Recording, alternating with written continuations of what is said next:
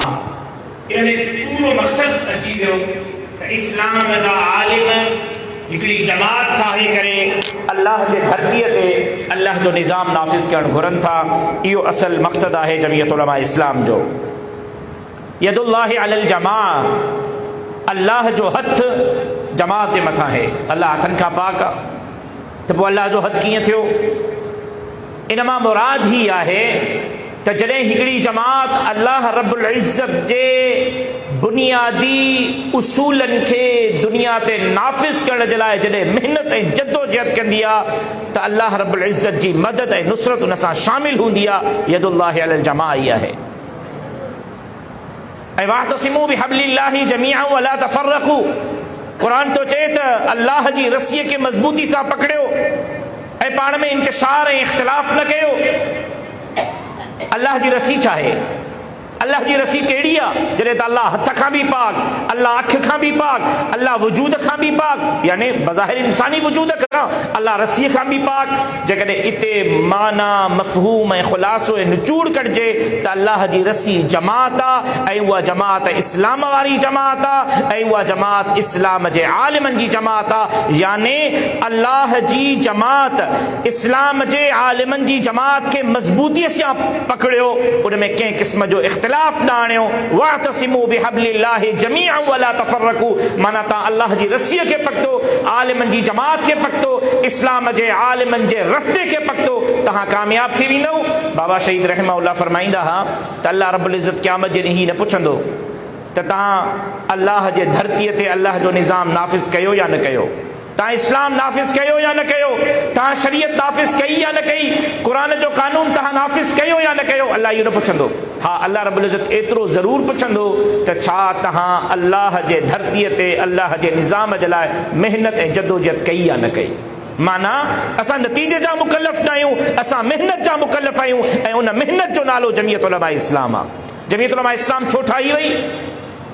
जमीयत उलमा इस्लाम देवबंदीयत जो नालो ऐं जमीयत उलमा इस्लाम जो नालो जेकॾहिं खणूं त हिकिड़ी शइ हिक सिके जे ॿिनि रुखनि जो नालो आहे। देवबंदीयत नालो आहे मदरसे जो, देवबंदीयत नालो आहे जमीयत जो। देवबंदीयत खे जेकॾहिं असां हिकिड़ो फ़िक्र, हिकिड़ो मसलक या हिकिड़ो ज़हन या हिकिड़ो नज़रियो सम्झियो आहे त ग़लति सम्झियो आहे। जेकॾहिं जमीयत खे सिर्फ़ देवबंदीयत खे सिर्फ़ मदरसो सम्झियो आहे त बि ग़लति सम्झियो आहे। जेकॾहिं देवबंदीयत खे सिर्फ़ जमात सम्झियो आहे त बि ग़लति सम्झियो आहे। देवबंदीयत नालो आहे मदरसे जो, देवबंदीयत नालो आहे जमात जो, देवबंदीयत नालो आहे मदरसे जो, देवबंदीयत नालो आहे जमात जो। जॾहिं देवबंदीयत मदरसे जो नालो आहे, मदरसे जे तशरीह में वेंदासीं त इल्म ऐं अमल जो नालो, दर्स ऐं तदरीस जो नालो, तालीम ऐं तालुम जो नालो मदरसो हूंदो। पर जेकॾहिं देवबंदीअ खे वठंदासीं जमात में, जेकॾहिं देवबंदीयत जमात जो नालो आहे, देवबंदीयत जमीयत जो नालो आहे, त पोइ देवबंदीयत जमात जो मफ़हूम हे निकिरंदो, देवबंदीयत जमीयत जो मफ़हूम हे निकिरंदो त देवबंदीयत नालो आहे सियासत जो, देवबंदीयत नालो आहे उम्मत जी इमामत जो, देवबंदीयत नालो आहे उम्मत जी क़यादत जो, देवबंदीयत नालो आहे उम्मत जी रहबरी ऐं रहनुमाईअ जो, देवबंदीयत नालो आहे उम्मत जी अॻुवाणीअ जो, देवबंदीयत नालो आहे उम्मत जी सरवाणीअ जो ऐं देवबंदीयत नालो आहे उम्मत जी हुकुमरानीअ जो। जेकॾहिं असां देवबंदी आहियूं त पोइ सिर्फ़ दावत और तबलीग ताईं पंहिंजो पाण खे महदूद न रखणो पवंदो। जेकॾहिं पाण देवबंदी आहियूं त पोइ सिर्फ़ दर्स ऐं तदरीस ताईं पंहिंजो पाण खे महदूद न रखणो पवंदो। जेकॾहिं पाण देवबंदी आहियूं त रुगो पढ़ण ऐं पढ़ाइण ताईं महदूद न रखणो पवंदो। जेकॾहिं देवबंदी आहियूं त रुगो फ़िक्र ऐं ज़िक्र ताईं पंहिंजो पाण खे महदूद न करणो पवंदो। छो त देवबंदीयत हिकु फ़िक्र ऐं नज़रिये ऐं इनक़िलाब जो नालो आहे ऐं उनजो निचूड़ ऐं लुपे लुबाब जेकॾहिं कढंदासीं त ॿ शयूं देवबंदीयत मां नज़र थियूं अचनि। हिकु मदरसो थो नज़र अचे, ॿियो जमीयत थो नज़र अचे। अल्हम्दुलिल्लाह, अल्लाह रब्बुल इज़्ज़त तोखे मूंखे उन जमात ऐं उन देवबंदीअ सां वाबिस्ता कयो आहे जेकी जमात अॼु मदारिस जी बि अमीन आहे त अॼु अल्लाह जे धरतीअ ते अल्लाह जे निज़ाम खे नाफ़िज़ करण जे लाइ बि जद्दोजहद करे रही आहे। जमीयत उलमा इस्लाम खे छो ठाहियो वियो? जमीयत उलमा इस्लाम जा अग़राज़ व मक़ासिद छा आहिनि? मुख़्तसर चंद लफ़्ज़नि में जमीयत उलमा इस्लाम जी रहनुमाईअ में मुसलमाननि जी मुंतशिर क़ुव्वतुनि खे जमा करे इक़ामत दीन ऐं इशाअत इस्लाम जे लाइ मुनज़्ज़म जद्दोजहद करणु, इस्लाम जे उसूलनि, शाइर इस्लाम ऐं मरकज़ इस्लाम यानी हरमैन जी हिफ़ाज़त करणु। मां हर नुक्ते के ॿ दफ़ा दोहराईंदुसि। अवांजो तवज्जो हूंदो त तव्हांखे जमीयत उलमा इस्लाम जो वजूद, जमीयत उलमा इस्लाम जो क़याम, जमीयत उलमा इस्लाम छो ठाही वई ऐं हिन वक़्तु जमीयत उलमा इस्लाम जे नहज ते कम करे रही आहे, उन उसूल जे मुताबिक़ आहे या न, जे उसूल जे मुताबिक़ जमीयत उलमा इस्लाम खे ठाहियो वियो हो, अव्हांखे आसानी सां सम्झ में अची वेंदो। जमीयत उलमा इस्लाम जो पहिरियों मक़सदु छा आहे, जमीयत उलमा इस्लाम अर्ज़ वजूद में छो आई, जमीयत उलमा इस्लाम खे छो ठाहियो वियो। उलमा इस्लाम यानी इस्लाम जे आलिमनि जी रहनुमाईअ में मुसलमाननि जी मुंतशिर क़ुव्वतुनि खे जमा करे इक़ामत दीन ऐं इशाअत इस्लाम जे लाइ मुनज़्ज़म जद्दोजहद करणु। इक़ामत दीन जी मतिलबु छा आहे, इक़ामत दीन जो मतिलबु छा आहे ऐं इशाअत इस्लाम जो मक़सदु छा आहे। इक़ामत दीन जे लाइ मदारिस कमु करे रहिया आहिनि ऐं इशाअत इस्लाम जे लाइ जमीयत उलमा इस्लाम कमु करे रही आहे। शाइर इस्लाम ऐं मरकज़ इस्लाम माना इस्लामी तहज़ीब, इस्लामी तमद्दुन, इस्लामी फ़िक्र, इस्लामी शनाख्त, दाढ़ी, पटको, नमाज, रोज़ो, हज, ज़कात, इन्हनि जी बि हिफ़ाज़त कजे। शाइर इस्लाम जी बि हिफ़ाज़त ऐं मरकज़ इस्लाम जी हिफ़ाज़त। शाइर इस्लाम ॿुधायुमि त इस्लामी तहज़ीब, इस्लामी तमद्दुन, इस्लामी नज़रियो, मस्जिदियूं, मदरसा, दाढ़ी, पटको, उनजो तहफ़ुज़ हुजे ऐं मरकज़ इस्लाम जो बि तहफ़ुज़ जमीयत उलमा इस्लाम जे बुनियादी मक़ासिद मां हिकिड़ो हो। जमीयत उलमा इस्लाम खे इन जे लाइ ठाहियो वियो त शाइर इस्लाम जी बि हिफ़ाज़त कजे ऐं मरकज़ इस्लाम जी बि हिफ़ाज़त करे। मरकज़ इस्लाम मां मुराद मक्को, मदीनो ऐं बैतुल मुक़द्दस आहे त असां पंहिंजे शाइर इस्लाम जो भी तहफ़ुज़ करे सघूं ऐं असां मरकज़ इस्लाम जो भी तहफ़ुज़ करे सघूं। उलमा इस्लाम जी रहनुमाई में मुंतशिर क़ुव्वतुनि खे जमा करणु। अॼु असां फ़िरक़नि में मुंतशिर आहियूं, अॼु असां मसलकनि में मुंतशिर आहियूं, अॼु असां मुख़्तलिफ़ नज़रियनि में मुंतशिर आहियूं। को जमात इस्लामी जो नज़रियो, को जमीयत उलमा इस्लाम समीउल हक़ जो नज़रियो, को जमीयत उलमा इस्लाम फज़लुर रहमान जो नज़रियो, को सिपाही सहाबा जो नज़रियो, को कहिड़ी जमात जो नज़रियो। जमीयत उलमा इस्लाम खे इन करे ठाहियो वियो त इस्लाम जे आलिमनि जे रहनुमाईअ में मुसलमाननि जे मुंतशिर क़ुव्वतुनि खे हिकिड़ी प्लेटफॉर्म ते जमा करे इस्लामी ताक़त ऐं क़ुव्वत खे जमा कयो वञे। इक़ामत दीन ऐं इशाअत इस्लाम जे लाइ मुनज़्ज़म जद्दोजहद करणु, इस्लामी तहज़ीब ऐं तमद्दुन खे बरक़रार रखिजे ऐं हरमैन जो तहफ़ुज़ यकीनी बणाइजे। इस्लाम जे उसूलनि शाइर इस्लाम ऐं मरकज़ इस्लाम यानी हरमैन जी हिफ़ाज़त कजे। जमीयत उलमा इस्लाम जे बुनियादी मक़ासिद मां ॿियो मक़सदु क़ुरान मजीद ऐं अहादीस नबी सल्लल्लाहु अलैहि वसल्लम जी रोशनी में निज़ाम हयात जे तमामु शौबनि, निज़ाम हयात यानी ज़िंदगी गुज़ारण जे तमामु शौबनि, उहो सियासी, मज़हबी, इक़्तिसादी, माशी ऐं मुल्की इंतज़ामात में मुसलमाननि जी रहनुमाई ऐं तमामु शौबनि जे मुआफ़िक़ अमली जद्दोजहद करणु जमीयत उलमा इस्लाम जे बुनियादी मक़सदनि मां हिकिड़ो मक़सदु हो।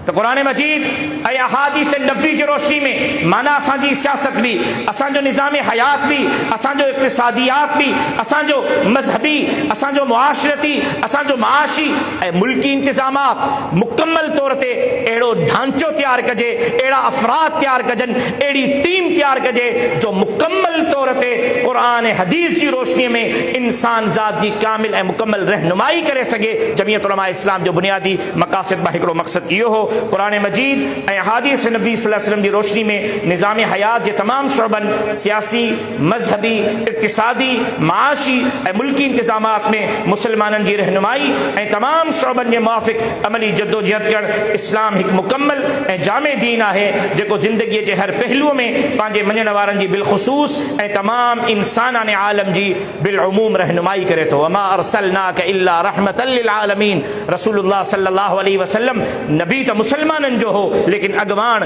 कायद, रहबर ऐं हुक्मरान पूरी दुनिया जो हो। यानी रसूलुल्लाह सल्लल्लाहु अलैहि वसल्लम उहो निज़ाम ॾिनो जे निज़ाम में मुसलमाननि खे त ज़िंदगी बसर करण जो हक़ मिलियो ई मिलियो, लेकिन गैर मुस्लिमनि खे बि जीअण जो, उनजी जान, माल, इज़्ज़त ऐं आबरू जो तहफ़ुज़ भी मिलियो। जमीयत उलमा इस्लाम, इस्लाम जो उहो नज़रियो, उहो फ़लसफ़ो, उहो उसूल आम माण्हुनि में उजागर करणु चाहे थी, जंहिंसां क़ुरान मजीद ऐं हदीस नबवी जी रोशनीअ में निज़ाम हयात जे तमामु शौबनि सियासी, मज़हबी, इक़्तिसादी, माशी ऐं मुल्की इंतज़ामात में मुसलमाननि जी रहनुमाई करे सघिजे ऐं तमामु शौबनि जे मुआफ़िक़ अमली जद्दोजहद करे सघिजे। ऐं तमामु वॾी खोट आहे, अॼु असां ब्यूरोक्रेसी में पंहिंजा ऑफिसर तैयार न आहियूं करे सघिया अॼु असां वकीलनि में पंहिंजा माण्हू तयारु नाहियूं करे सघिया, अॼु असां जजनि में पंहिंजा माण्हू तयारु नाहियूं करे सघिया, अॼु असां सियासी मैदान में उहो किरदारु अदा नाहियूं करे सघिया। मज़हबी तौर ते त असां पक्का ठक्का मुवैद आहियूं, पक्का ठक्का देवबंदी आहियूं। जॾहिं इलेक्शन जी ॻाल्हि ईंदी साईं असां डगमगाए वेंदासीं। याने असां आलिमनि खे पंहिंजो इमाम त क़बूल कयो आहे, लेकिन आलिमनि खे पंहिंजो क़ाइद रहबर रहनुमाए अॻवान क़बूल करण जे लाइ तयारु न आहियूं। उलमा इकराम जिते उम्मत जा इमाम बि आहिनि, उते उलमा इकराम उम्मत जा क़ाइद रहबर रहनुमाए अॻवान बि आहिनि। उलमा पंहिंजा ॿई पहलू बहितर अंदाज़ में निभाए रहिया आहिनि। हिन वक़्तु क़सूर आहे त हिन उम्मत जो ऐं हिन अवाम जो आहे त माण्हुनि मौलविन खे मस्जिद जे मुसल्ले ते पंहिंजी इमामत जो हक़ त ॾिनो आहे, लेकिन मस्जिद खां ॿाहिरि दुनियावी मामलात में उम्मत आलिमनि खे पंहिंजो क़ाइद रहबर रहनुमा अॻवान तस्लीम करण जे लाइ तयारु न आहे। जमियत उलमा इस्लाम जे अग़राज़ो मक़ासिद में ॿियो मक़सदु इहो हो त अहिड़ी टीम तयारु कजे जेका क़ुरान हदीस जी रोशनी में निज़ाम हयात जे तमामु शौबनि में इंसान ज़ात की कामिल ऐं मुकम्मल रहनुमाई करे सघे। जमियत उलमा इस्लाम जो टियों मक़सदु पाकिस्तान में सही हुकूमत इस्लामीअ जो क़याम करणु ऐं इस्लाम जे आदिलाना निज़ाम जे लाइ अहिड़ियूं कोशिशूं करणु जंहिंसां पाकिस्तान जो अवाम हिकु तरफ़ इंसानियत सोच सरमायादारी ऐं ॿिए तरफ़ इल्हाद ऐं कुफ़री ताक़तुनि जे ज़हरीली असरात खां महफ़ूज़ रही करे अल्लाह रब्बुल इज़्ज़त जे तरफ़ां मुक़रर फितरी मुआशरती निज़ाम जे बरकतुनि खां मुस्तफ़ीज़ थी सघे। अॼु असां वटि उहे माण्हू या उहे हुकूमतूं या उहे नज़रिया या उहे सोचूं हुकूमत थियूं कनि जेका ग़रीब खे ग़रीब तर ऐं अमीर खे अमीर तर करे ॾियूं। हिकिड़ो मिसाल थो ॾियां, असां वटि सूदी निज़ाम आहे। सूदी निज़ाम जो ख़ात्मो हिन मुल्क जे बक़ा ऐं इस्तेहकाम ऐं मुल्क जे माशी मज़बूतीअ जे लाइ बुनियादी किरदारु अदा करे सघे थो। अॼु मुल्क तबाहीअ जे तरफ़ छो आहे? अॼु मुल्क में अख़रबा परवरी छो आहे? अॼु असां बैनुल अक़वामी ताक़तुनि जा कर्ज़ी छो आहियूं? कर्ज़ खयो आहे रुपयो, सूद भरणो थो पवे 100 रुपयो। कर्ज़ खयो आहे 100 रुपयो, सूद भरणो थो पवे 1000 रुपयो। सूद खयो आहे 1000 रुपयो, कर्ज़ खयो आहे 1000 रुपयो, सूद भरणो थो पवे 10,000 रुपया। जमियत उलमा इस्लाम खे छो ठाहियो वियो? जमियत जो मक़सदु छा आहे? जमियत जो बुनियादी असास छा आहे? त पाकिस्तान में सही हुकूमत इस्लामीअ जो क़याम करणु ऐं इस्लाम जे आदिलाना निज़ाम जे लाइ अहिड़ियूं कोशिशूं करणु जंहिंसां पाकिस्तान जो अवाम हिकु तरफ़ इंसानियत सोच सरमाएदारी ऐं जेकॾहिं मां हिते ही चवां त इंसानियत सोच सूदी निज़ाम ऐं ॿिए तरफ़ इल्हाद ऐं कुफ़री ताक़तुनि जे ज़हरीली असरात, अॼु असां ते अमरीका जो असर, अॼु असां ते चाइना जो असर, अॼु असां ते बरतानिया जो असर, अॼु असां ते आलम कुफ़र जो असर, इन्हनि तमामु असरात खां कीअं बची सघंदासीं? सूदी निज़ाम खां कीअं बची सघंदासीं? माशी निज़ाम कीअं क़ुरान हदीस जे मुवाफ़िक़ थी सघंदो? उन जे लाइ जमियत उलमा इस्लाम जो बुनियादु विधो वियो। जमियत उलमा इस्लाम अॼु बि उन जे लाइ महिनत ऐं जद्दोजहद करे रही आहे। साईं अब्दुल मुजीब कुरैशी साहब दामत बरकातुहुल आलिया जे साम्हूं कुरान मजीद जी ही आयत रखी, अर्रहमान अल्लमल कुरान खलकल इंसान। अल्लाह से फरमायो रहमान हुआ ज़ात, बाझारिया हुआ ज़ात अल्लमल कुरान जे कुरान जो इल्म सेखारियो कंहिंखे? आकाए नामदार मोहम्मद मुस्तफ़ा अहमद मुश्तबा सल्लल्लाहु अलैहि वसल्लम के खलकल इंसान, जे इंसान के खलकियो। अल्लाह ते न फरमायो अल्लाहु अल्लमल कुरान, अल क़हार अल्लमल कुरान, अल गफ़्फ़ार अल्लमल कुरान, अस सत्तार अल्लमल कुरान। न, रब साईं पंहिंजे असल नाले सां अल्लाहु अल्लमल कुरान सां बयान न फरमायो, अल क़हार अल्लमल कुरान सां बयान न फरमायो, अल गफ़्फ़ार अल्लमल कुरान सां अल्लाह सां फरमायो अर्रहमान अर्रहमान अर्रहमान, बाझारिया हुआ ज़ात, रहमान हुआ ज़ात, बाझारिया हुआ ज़ात, अल्लमल कुरान, जे कुरान जो इल्म सेखारियो। बदकिस्मती आहे अॼु असां कुरान खे इल्म सम्झण जे लाइ बि तयारु न आहियूं। इल्म कहिड़ो? अंग्रेज़ जो इल्म कहिड़ो? स्कूल जो इल्म कहिड़ो? कॉलेज जो? मां इशारतन बस ईअं तव्हांजे दिमाग़ खे टच कंदो अॻिते निकिरां थो। साईं ग़ुलाम क़ादिर साहिब जो बयानु थींदो। अॼु असांजो मुआशरो क़ुरान खे इल्म सम्झण जे लाइ तयारु न आहे। जेकॾहिं क़ुरान खे इल्म नथा सम्झूं त पोइ छा था सम्झूं? इबादत जो ज़रियो। पढ़ियोसीं त बि ठीकु आहे, न पढ़ियोसीं का ॻाल्हि कोन्हे। बच्चनि खे पढ़ायोसीं त बि ठीकु आहे, न पढ़ायोसीं त बि का ॻाल्हि कोन्हे। निमाज़ पढ़ीसीं त बि ठीकु आहे, न पढ़ीसीं रहिजी वई का ॻाल्हि कोन्हे। अल्लाह माफ़ करण वारो आहे। क़ुरान अल्लाह जे इल्म जो नालो आहे। क़ुरान अल्लाह जे इल्म जो नालो आहे। क़ुरान तालीम जो नालो आहे। अॼु ॾींहं ताईं बदकिस्मती सां मुंहिंजो मुआशरो, मुंहिंजी सोसाइटी क़ुरान खे इबादत जो ज़रियो त सम्झी रही आहे, लेकिन क़ुरान खे तालीम ऐं इल्म सम्झी नाहे रही। अल्लाह छा फरमायो? अर्रहमान, बाझारिया हुआ ज़ात, अल्लमल क़ुरान जे क़ुरान जो इल्म सेखारियो, मदीने जे अमीर खे ख़लक़ल इंसान जे इंसान खे ख़लक़ियो। अल्लाह तख़लीक़ इंसान के बाद में बयान फरमायो, मक़सद इंसान पहिरियों बयान फरमायो। लाड़काने का कराची था वञूं, छो डॉक्टर खे ॾेखारणो आहे। लाड़काने का कराची था वञूं, छो कंहिं वज़ीर सां मिलणो आहे। लाड़काने का इस्लामाबाद था वञूं, लाड़काने का इस्लामाबाद ताईं जो सफ़र बि कंहिं मक़सद जे ख़ातिर, लाड़काने का कराची जो सफ़र बि कंहिं मक़सद जे ख़ातिर। ए इंसान तोखे पैदा कयो अथमि कंहिं मक़सद जे ख़ातिर। अल्लाह छो पैदा कई? मुंहिंजे ज़िंदगी जो मक़सद छा आहे? अल्लाह तख़लीक़ इंसान के ख़लक़ल इंसान के बाद में बयान फरमायो। अल्लमल क़ुरान के अल्लाह पहिरियों बयान फरमायो। ऐं अल्लाह अल्लमल क़ुरान न फरमायो, अल क़हार अल्लमल क़ुरान न फरमायो, अल्लाह अर रहमान अल्लमल क़ुरान फरमायो। बाझारिया हुआ ज़ात जे क़ुरान जो इल्म सेखारियो, मदीने जे अमीर खे ख़लक़ल इंसान के ख़लक़ियो, पंहिंजे ख़लीफ़े के ख़लक़ियो, पंहिंजे नाइब के ख़लक़ियो। छो त अल्लाह ही फरमायो त जाते क़ुरान हूंदो उते मुंहिंजी रहमत हूंदी, जाते क़ुरान हूंदो उते मुंहिंजी बाझ हूंदी। याने क़ुरान पढ़ण सां तोखे सवाब मिलंदो, क़ुरान सम्झण सां तोखे इल्म मिलंदो, क़ुरान ते अमल करण सां तोखे निज़ाम हयात मिलंदो। अर रहमान अल्लमल क़ुरान। रुगो क़ुरान इबादत जो ज़रियो नाहे, क़ुरान पढ़ंदे इबादत जो ज़रियो, सम्झंदे इल्म जो ज़रियो, अमल कंदे निज़ाम हयात जो ज़रियो। अल्लाह तख़लीक़ इंसान के बाद में बयान फरमायो, मक़सद इंसान के पहिरियों बयान फरमायो। ऐं ही भी फरमायो त अर रहमान माना जाते क़ुरान हूंदो, जाते क़ुरान जो इल्म हूंदो, जाते क़ुरान जो कानून हूंदो, जाते क़ुरान जो निज़ाम हूंदो, उते रब जी बाझ भी हूंदी, उते रब जी रहमत भी हूंदी। पोइ उहो मुल्क, उहो निज़ाम, उहा सोसाइटी, उहो मुआशरो आकाउनि जे ग़ुलामी खां पाक हूंदो, सूदी निज़ाम खां पाक हूंदो, उते रब जी रहमत काफ़ी हूंदी। पोइ उन क़ौम खे, पोइ उन क़ुरान ते अमल करण वारनि खे दुनिया जो ख़ौफ़ न हूंदो, मां अल्लाह जो ख़ौफ़ हूंदो। जमियत उलमा इस्लाम जो चौथो मक़सद वतन अज़ीज़ पाकिस्तान में हिकु अहिड़ी जामे ऐं माने ऐं हमगीर निज़ाम तालीम जी तरवीज ऐं तरक़ी जे लाइ कोशिशि करणु, जंहिं तालीमी निज़ाम सां मुसलमाननि में ख़शियत इलाही, ख़ौफ़ आख़िरत, इस्लाम जे अराकीन जी बुनियादी, इस्लाम अराकीन जी पाबंदी, अमर बिल मारूफ़ ऐं नही अनिल मुनकर जे फरीज़े जी अंजाम दहीअ जी सलाहियत पैदा थी सघे। मूं चयो मां हर मक़सद ॿ दफ़ा बयानु कंदुसि, तवजो हूंदो त सम्झ में ईंदो। इशारतनि पंहिंजी ॻाल्हि रखणु थो चाहियां। वतन अज़ीज़ पाकिस्तान में हिकु अहिड़ी जामे ऐं माने ऐं हमगीर निज़ाम तालीम जी तरवीज, माना अहिड़ो निज़ाम तालीम ॾियणु जंहिंसां तरक़ीअ जे लाइ कोशिशि करणु, जंहिं निज़ाम तालीम सां मुसलमाननि में ख़शियत इलाही, अल्लाह जो ख़ौफ़ पैदा थिए, ख़ौफ़ आख़िरत जो ख़ौफ़ पैदा थिए, इस्लाम जे अराकीन जी पाबंदी, नमाज, रोज़ो, हज, ज़कात जी पाबंदी, अमर बिल मारूफ़, नेकीअ जे हुक्म करण जी जुर्रत अचे, नही अनिल मुनकर, गुनाहनि खां रोकण जी जुर्रत पैदा थिए, अंजाम दहीअ जी सलाहियत पैदा थिए। असां अहिड़ो निज़ाम तालीम चाहियूं था जंहिं निज़ाम तालीम पढ़ण खां पोइ इंसाननि जे दिलि में अल्लाह जो ख़ौफ़ अचे, आख़िरत जो ख़ौफ़ अचे, अमर बिल मारूफ़ ऐं नही अनिल मुनकर जी सलाहियत अचे।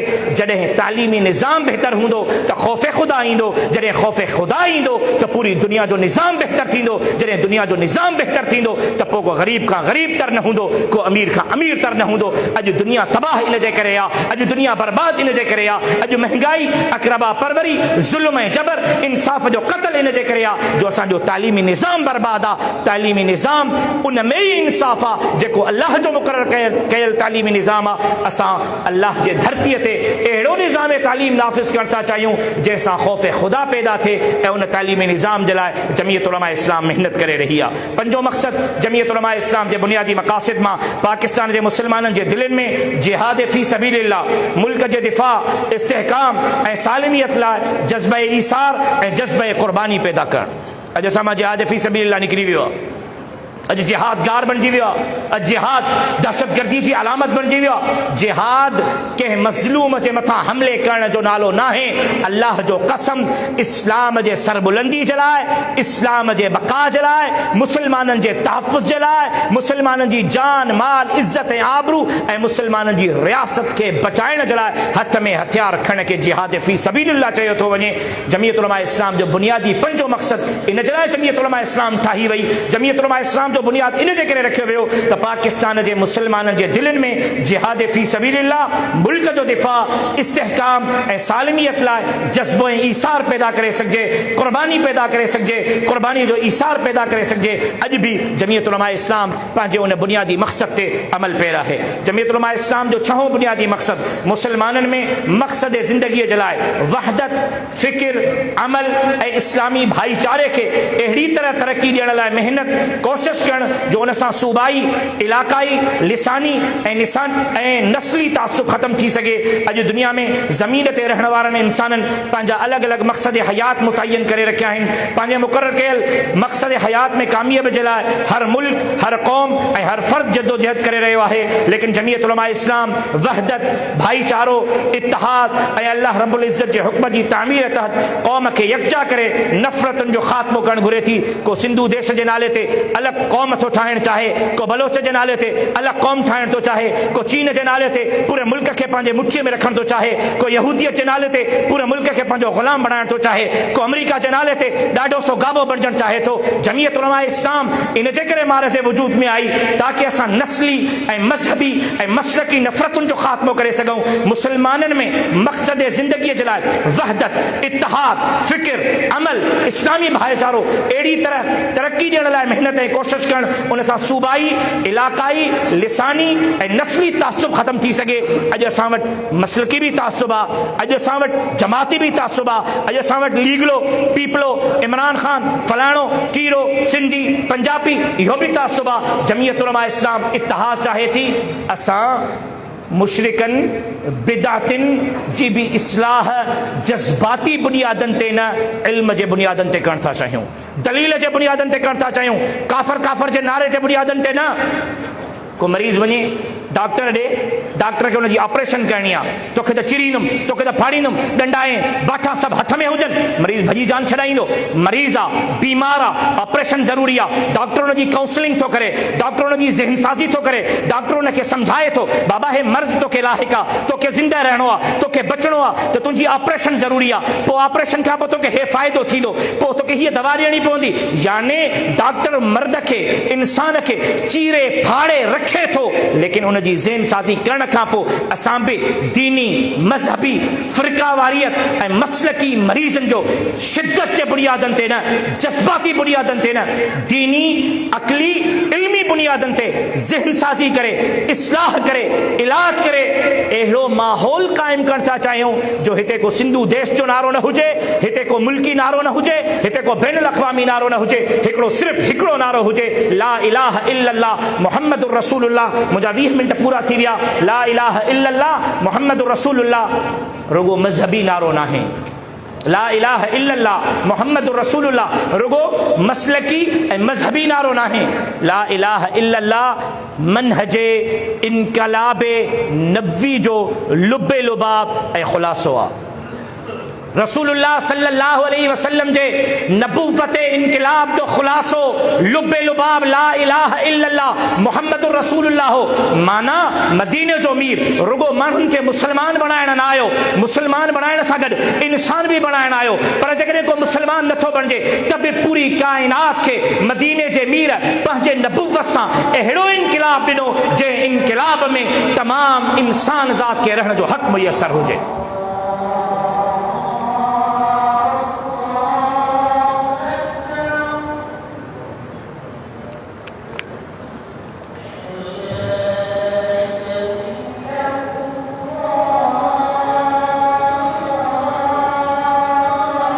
तो 10 मिनट नमाज लेट करे, मां चवां पोइ नमाज सिंधी फ़िलहाल नमाज के लिए अज़ान त चई छॾी, नमाज के लेट करे वठे।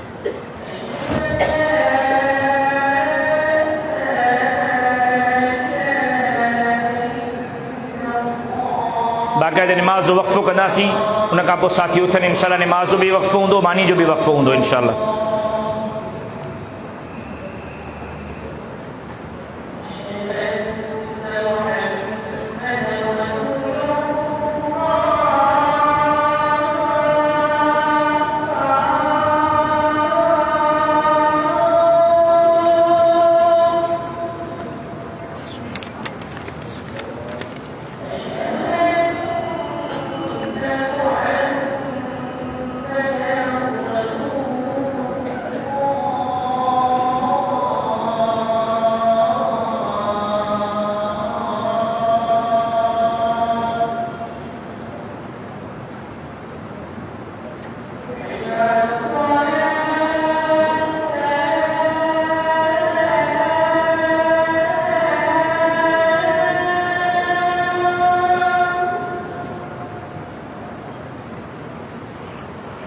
मोहब्बत साहब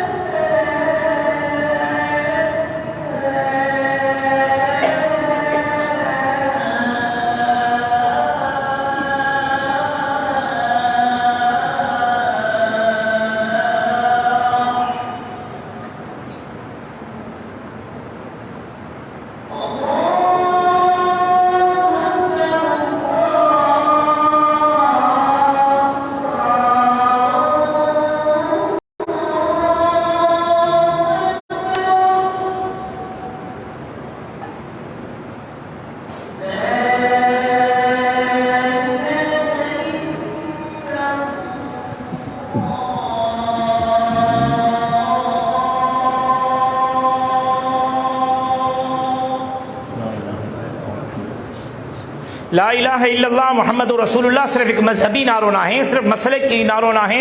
ला इलाहा इल्लल्लाह मुहम्मद रसूलुल्लाह इनकिलाब नबवी जो लुबे लुबाब निचूड़ खुलासो आहे। ला इलाहा इल्लल्लाह जा टे बुनियादी मक़सद आहिनि। पहिरियों मक़सद त हाकिमियत इंसाननि जी न, हाकिमियत अल्लाह जी। ॿियो मिल्कियत न अमानत। मां इशारतन चिमटा रस कंदुमि, हाकिमियत न नवाज शरीफ जी, न ज़रदारीअ जी, न मौलाना जी, न अमेरिका जी, न चीन जी। अॼु सियासी जमातुनि जो नारो इहो हूंदो आहे न त मां ज़रदारी साहब जो नज़रियो रोटी कपिड़ा ऐं मकान, ख़ुशहाली पाकिस्तान, असांजो छा आहे नारो? मौलाना फज़ल रहमान जो नज़रियो, मुफ्ती महमूद जो नज़रियो, क़तन बि न। जमीयत उलमा इस्लाम अल्लाह जे धरतीअ ते अल्लाह जो निज़ाम नाफ़िज़ करण थी चाहे ऐं इहो ई बुनियादी मनहज इनकिलाब नबवी जो पहिरियों लुबे लुबाब हो त ला इलाहा इल्लल्लाह, हाकिमियत के इंसान जी न, हाकिमियत अल्लाह जी। ॿियो मिल्कियत इंसान जी न, अमानत। असां वटि औलाद आहे, असांजी न आहे, अल्लाह जे तरफ़ां अमानत आहे। घर आहे, रब ॾिनो आहे, अल्लाह जे तरफ़ां अमानत आहे। ज़मीन अल्लाह ॾिनी आहे, अल्लाह जे तरफ़ां अमानत आहे। कारोबार आहे, अमानत आहे। मिल्कियत जो तसव्वुर ख़तम थींदो तॾहिं इंसान में अक़रबा परवरी ख़तम थींदी, तॾहिं वॾो वॾे खां वॾो थियण खां बची वेंदो, ग़रीब ग़रीब खां ग़रीब तर थियण खां बची वेंदो। ला इलाहा इल्लल्लाह इनकिलाब नबवी जो नारो, टे ख़ुलासा आहिनि इनकिलाब नबवी जा त हाकिमियत इंसान जी न, हाकिमियत अल्लाह जी, मिल्कियत न, अमानत, ऐं टियों इंसानी बराबरी, मसावात। अॼु मस्जिद में ग़रीब आयो, अमीर आयो, हिकिड़े सिफ़ में बीहंदो, कुल्लो कुल्ह में मिलाए बीहंदो, काई अमीर जी काई ग़रीब जी तमीज़ कान्हे। अल्लाह साईं छा थो फरमाए त कंहिं बि गोरे खे, रसूलुल्लाह सल्लल्लाहु अलैहि वसल्लम फरमायो हजतुल विदा जे मौक़े ते, कंहिं गोरे खे, अच्छे ते, कंहिं अरबीअ खे, कंहिं अजमे ते काई अहमियत कोन्हे। इन्न अक्रमकुम इंदल्लाहि अत्काकुम, इन्न अक्रमकुम इंदल्लाहि अत्काकुम, इन्न अक्रमकुम इंदल्लाहि अत्काकुम। तो वटि माल आहे, मिल्कियत आहे, बिज़नेस आहे, राज आहे, भाग आहे, सरदार आहे, काई ॻाल्हि कोन्हे। अल्लाह इंसाननि खे बराबरि बणाए करे मोकिलियो आहे। हा, अल्लाह वटि को इज़त वारो आहे, को मान वारो आहे, को मर्तबे वारो आहे त इन्न अक्रमकुम इंदल्लाहि अत्काकुम, जेको वधीक मुत्तकी, जेको वधीक परहेज़गार, जेको वधीक रब खे राज़ी करण वारो, उन जी अल्लाह वटि वधीक इज़त आहे। ला इलाहा इल्लल्लाह मुहम्मदुर रसूलुल्लाह मनहज इनकिलाब नबवी जो नारो ऐं टे उन जा ख़ुलासा आहिनि त हाकिमियत अल्लाह जी, जमीयत उलमा इस्लाम अल्लाह जी हाकिमियत नाफ़िज़ करण थी चाहे इंसाननि जे ज़रिए, इंसाननि ते रब जो हुकुम, इंसाननि जे ज़रिए इंसाननि ते इंसाननि जो हुकुम कतन बि न। मिल्कियत असांजी कान्हे, मिल्कियत रब जी आहे। सिंध को ज़रदारी पंहिंजी जागीर सम्झी वेठो आहे, पंजाब खे नवाज शरीफ पंहिंजी जागीर सम्झी वियो आहे, ख़ैबर पख्तूनख्वा खे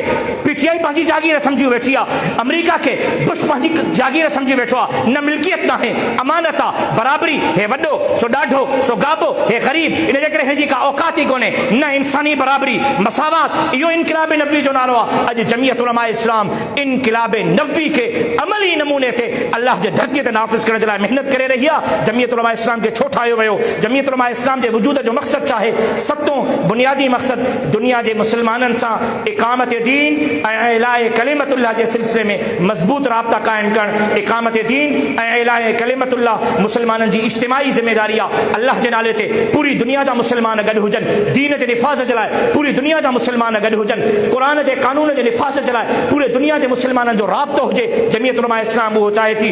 छो त अल्लाह से क़ुरान मजीद में फरमायो, कुंतुम खैर उम्मतिन उखरिजत लिन्नास तामुरून बिल मारूफ व तनहौना अनिल मुनकर व तुमिनून बिल्लाह। असां इन अमली अल्लाह जे हुक्म जे मुताबिक़ जमीयत उलमा इस्लाम जे इन अज़ीम मिशन ते जद्दोजहद ऐं मेहनत करे रहिया आहियूं। जमीयत उलमा इस्लाम ठहण जो 8हों बुनियादी मक़सद ऐं जमीयत उलमा इस्लाम जे क़याम जो 8हों बुनियादी नुक़्तो तमाम मज़लूम मुसलमान मुल्कनि जी आज़ादी, तमाम मज़लूम मुसलमान मुल्कनि जी आज़ादी, हुर्रियत हमीयत सां गॾु गॾु गैर मुस्लिम मुल्कनि में मौजूद मुसलमान अक़लियतनि जी बाइज़्ज़त इस्लामी ज़िंदगीअ खे यकीनी बणाइण जे लाइ कोशिशि करणु। आज़ादी इंसान जो बुनियादी हक़ ऐं लाज़िम मलज़ूम हैसियत रखण वारो जुज़ आहे। उन जे लाइ आज़ादी हर इंसान जो बग़ैर कंहिं फ़र्क़ हिकु बुनियादी हक़ आहे।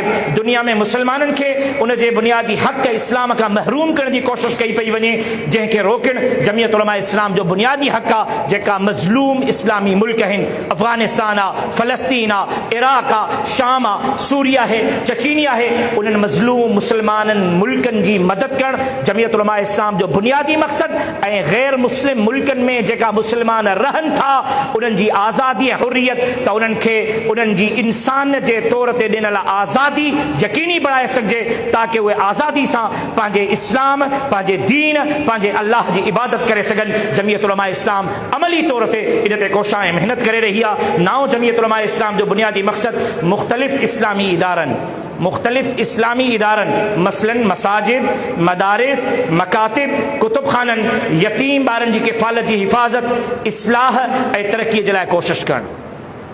जमीयत उलमा इस्लाम इन जे करे ठाही वई त मुख़्तलिफ़ इस्लामी इदारनि मसलन मस्जिदिन, मदरसन, मकातीब, कुतुब खाननि, यतीम ॿारनि जी किफ़ालत ऐं उन्हनि जी हिफ़ाज़त ऐं उन्हनि जी इस्लाह ऐं उन्हनि जी तरक़ीअ जे लाइ कोशिशि करणु। जमीयत उलमा इस्लाम जे क़याम जे बुनियादी मक़सदनि मां हिकु मक़सद मसाजिद, मदारिस, मकातिब, उलमा, हुफ़ाज़ किराम खे तयारु करणु ऐं यतीम ॿारनि जी किफ़ालत करणु आहे। अॼु बि अल्हम्दुलिल्लाह मदारिस जो सभ खां वॾो तादाद जमीयत उलमा इस्लाम सां आहे ऐं अॼु बि जमीयत उलमा इस्लाम सां वाबस्ता मदरसनि मां क़ुरान जा कारी ऐं दीन जा आलिम पैदा थी रहिया आहिनि। जमीयत उलमा इस्लाम खे इन जे लाइ ठाहियो वियो त मदरसो पंहिंजी आज़ादी सां कमु करे सघे। जेकॾहिं का हुकूमत जी मेरी नज़र मदरसे जे मथां उथे त जमीयत उलमा इस्लाम उन नज़र में, उन अखि में आङुर विझे। जेकॾहिं का इक़्तिदार, का हुकूमत, को ऑफिसर मदरसनि जी हुर्रियत ऐं आज़ादी खे ख़तमु करणु चाहे त जमीयत उलमा इस्लाम सीसा पिलाई दीवार बणिजी करे मदरसनि जी हुर्रियत, आज़ादी, निसाब तालीम, मदरसनि जे तालीमी निज़ाम जो दिफ़ा करे सघे। अॼु बि जमीयत उलमा इस्लाम पंहिंजो उन अमली किरदार ते अल्हम्दुलिल्लाह अमल पज़ीर आहे। ॾहों ऐं आख़िरी जमीयत उलमा इस्लाम छो ठाही वई? जमीयत उलमा इस्लाम जो मक़सदु छा आहे? आख़िरी त मिंबर जे ज़रिए, मेहराब जे ज़रिए, तहरीर जे ज़रिए, तक़रीर जे ज़रिए, सोशल मीडिया ऐं ॿियनि आइनी ज़रियनि सां बातिल फ़िरक़नि, शिरक ऐं बिदात, कुफ्र जे फितना अंगेज़ी ऐं इस्लाम मुखालिफ़ सरगर्मियुनि जी रोकथाम करणु ऐं मुसलमाननि जे अक़ीदनि जी दुरुस्तगीअ जे लाइ अमली जद्दोजहद करणु। ॾहों बुनियादी मक़सद त मिंबर जे ज़रिए, मेहराब जे ज़रिए, तहरीर जे ज़रिए, तक़रीर जे ज़रिए, तबलीग जे ज़रिए, सोशल मीडिया जे ज़रिए आइनी ज़रियनि जे मुताबिक़ बातिल फ़िरक़नि जो मुक़ाबिलो, शिरक ऐं बिदत जी कमर कशी करणु, कुफ्र जे फितना अंगेज़ीअ जे ख़िलाफ़ पंहिंजो किरदारु अदा करणु, इस्लाम मुखालिफ़ तमाम सरगर्मियुनि जी रोकथाम करणु ऐं मुसलमाननि जे अक़ीदनि जे दुरुस्तगीअ जे लाइ अमली जद्दोजहद करणु। जमीयत उलमा इस्लाम खे इन जे लाइ ठाहियो वियो हो। तव्हां सम्झो आहे त जमीयत उलमा इस्लाम वोट जे लाइ, इलेक्शन जे लाइ, सियासत जे लाइ, इक़्तिदार ऐं इख़्तियार जे लाइ ठही आहे। अल्लाह जो कसम, जमीयत उलमा इस्लाम जो बुनियादी मक़सद 10 नुक़्ता तव्हांजे साम्हूं रखियो अथमि। वोट मुंहिंजो मक़सदु कोन्हे, वोट ज़रियो आहे, इलेक्शन मुंहिंजो मक़सदु कोन्हे, इलेक्शन ज़रियो आहे। MP MLA थियणु मुंहिंजो मक़सदु कोन्हे, MP MLA थियणु रस्तो ऐं ज़रियो आहे। इक़्तिदार ऐं इख़्तियार मुंहिंजो मक़सदु कोन्हे, इक़्तिदार ऐं इख़्तियार मुंहिंजो रस्तो ऐं ज़रियो आहे। मां वोट जे ज़रिए, इलेक्शन जे ज़रिए, MP MLA थियण जे ज़रिए, पार्लियामेंट जे ज़रिए, इक़्तिदार ऐं इख़्तियार जे ज़रिए ताक़त ऐं क़ुव्वत हासिल करे जमीयत उलमा इस्लाम जे हिननि 10 बुनियादी नुक़्तनि खे अल्लाह जे धरतीअ ते नाफ़िज़ करण जे लाइ अमली जद्दोजहद करे रहियो आहियां। जेकॾहिं उन जे बावजूदु तुंहिंजी दिलि, तुंहिंजो ज़मीर तोखे इहो थो चवे त जमीयत उलमा इस्लाम कुझु बि न कयो आहे ऐं तूं दुनियादारनि सां भाकुर पाए मिले थो, भली वञी मिल। मां नतीजे जो मुकल्लिफ़ न आहियां, महिनत जो मुकल्लिफ़ आहियां। असांजे अकाबिर असांखे हे अज़ीम नज़रियो ॾेई विया आहिनि।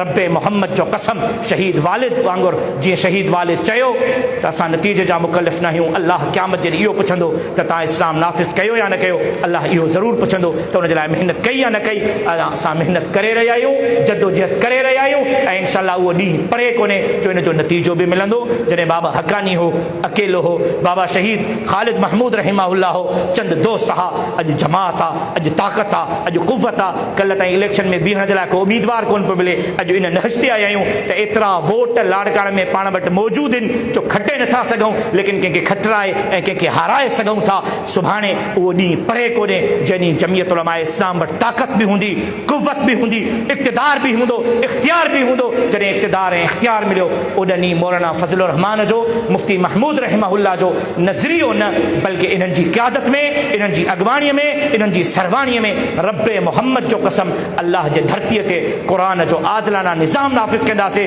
जॾहिं क़ुरान जो निज़ाम नाफ़िज़ थियो उन ॾींहुं महांगाईअ जो ख़ात्मो थींदो, जॾहिं क़ुरान जो आदिलाना निज़ाम नाफ़िज़ थियो उन ॾींहुं अक़रबा परवरी जो ख़ात्मो थींदो, जॾहिं क़ुरान जो आदिलाना निज़ाम नाफ़िज़ थियो उन ॾींहुं अमीर खां अमीर तर बणजण खां रुकिजी वेंदो, ग़रीब खां ग़रीब तर थियण खां रुकिजी वेंदो। छो त अदल, इंसाफ़, मसावात, बराबरी रुगो अल्लाह जे क़ुरान में आहे, अल्लाह जे कानून में आहे। अल्लाह जो कानून को दुनियादार नाफ़िज़ न कंदो, दीनदार ऐं आलिम नाफ़िज़ कंदो। तव्हांखे मुबारक हुजे त तव्हां अहिड़ी जमात सां गॾु आहियो जंहिं जमात जो नज़रियो सिर्फ़ु रसूलुल्लाह जो नज़रियो, क़ुरान जो नज़रियो आहे। इंशाअल्लाह रब करीम असांजो जनाज़ो जमीयत उलमा इस्लाम जे परचम में खणाए ऐं जॾहिं असांजो जनाज़ो पढ़ण वारा हुजनि त जमीयत उलमा इस्लाम जा कारकुन ऐं आलिम हुजनि। मां जेको चयुमि अल्लाह से मंज़ूर मक़बूल फरमाए। वमा अलैना इल्लल बलाग। इस्लाम ज़िंदाबाद, पाकिस्तान पाइंदाबाद। 10 मिनट नमाज में बचे आहिनि। नमाज ज़ुहर जो वक़फ़ो, मानी जो वक़फ़ो।